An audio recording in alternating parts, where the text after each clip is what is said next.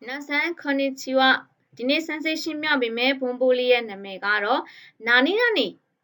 ရှော့က9ဆိုတဲ့ဘုံပိုးလေးပဲဖြစ်ပါတယ်เนาะအဲ့တော့ဒီမှာတော့သူကဒီခေါင်းစဉ်မှာတော့ဗာပြောထားလဲဆိုရင် Renshu Shita Kute ရှော့က9လို့ပြောထားပါတယ်เนาะအဲ့တော့ဒီဘုံပိုးလေးကတော့ရှော့က9ပေါ့အဲ့တော့ sensei တို့ကဒီရှော့က9ကိုဘယ်လိုသုံးမလဲရှော့က9ရဲ့အဓိပ္ပာယ်ကဘာလဲလို့ပြောပြီးဆိုရင်တဲ့ A တဲ့ရှော့က9တဲ့ A ဖြစ်တယ်ပေါ့เนาะ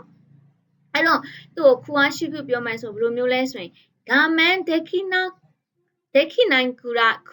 အေဒါတိုယူတိုခိနစ်ကာဦးလေအဲ့တော့ဆန်းစီတော့ဂါမန်ဒက်ခိနိုင်ကူရာလို့ပြောကြအောင်ဆန်းစီတော့တိမခံနိုင်လောက်အေဒါတိုယူเนาะအေဖြစ်တယ်လို့ပြောချင်တဲ့အခါမျိုးမှာသုံးနေတဲ့เนาะဆိုချင်တဲ့အခါမျိုးအေဒါတိုယူတိုခိနစ်ကာဦးအေလို့ပြောဆိုတဲ့အခါမျိုးမှာသုံးချင်တယ်အဲ့တော့ဘယ်လိုမျိုးလဲဆိုရင်ရှော့ကနိုင်ဆိုတော့လုံးဝတိမခံနိုင်လောက်အောင်ဖြစ်တာအဲ့လိုပုံစံမျိုးပေါ့နော်အဲ့တော့တိမခံနိုင်လောက်အောင်ဖြစ်လွန်အားကြီးလို့ရှော့ကနိုင်မတက်နိုင်ဘူး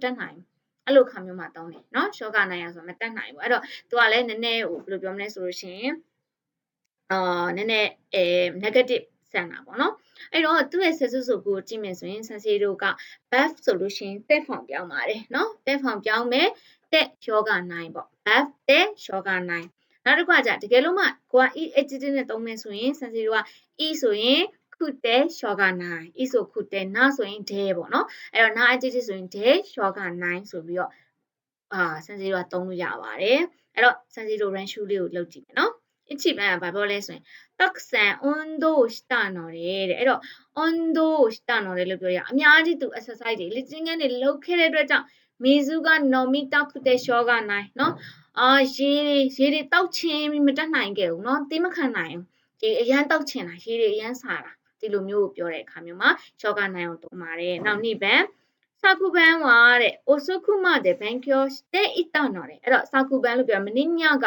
osokuma တဲ့လို့ပြောရအောင်စမ်းစီတော့ညနေတဲ့အထိ bankyo တဲ့イタのတဲ့ bankyo လုပ်ခဲ့တဲ့အတွက်ကြောင့်နေမှုခုတဲ့ရှော့ကနိုင်အဲ့တော့စမ်းစစ်တော့နေမှုကြီးလေနေမှုကြီးက e adjective ဖြစ်တဲ့ကြောင့်မို့ e ဆိုရင်ခုတဲ့ပြောင်းလိုက်တယ်အဲ့တော့နေမှုခုတဲ့ရှော့ကနိုင်အိတ်ချင်တာမတက်နိုင်ဘူးအိတ်ချင်တာမှเนาะတော်ယူမတိမခံနိုင်လောက်အိတ်ငိုက်ပြီးအိတ်ချင်နေတယ်เนาะအဲ့လိုမျိုးခါမှစမ်းစစ်တော့ရှော့ကနိုင်အောင်သုံးပါတယ်နောက်စမ်းပန်အနိုမီစင်တော့ကိတ်ခီကိုဒါပဲတာခုတဲ့ရှော့ကနိုင်နေเนาะအဲ့ဒီဆိုင်ရဲ့เนาะတိတ်ကိုမှစားကျင်တာမတက်နိုင်ဘူးတိမခံနိုင်ဘူးတွေ့တာနဲ့မြင်တာနဲ့ကိုတိတ်တွေကိုမြင်တာနဲ့ကိုလုံးဝကိုစားကျင်နေတာဒီလိုခါမျိုးမှာဆန်စီတို့ကဒီ short ကနိုင်ကိုသုံးပါတယ်အဲ့တော့ဒီ short ကနိုင်ဆိုတာဘာလဲဆိုရင်တခုခုကကွာတိမခံနိုင်လောက်အောင်ဟိုဖြစ်တာပေါ့နော်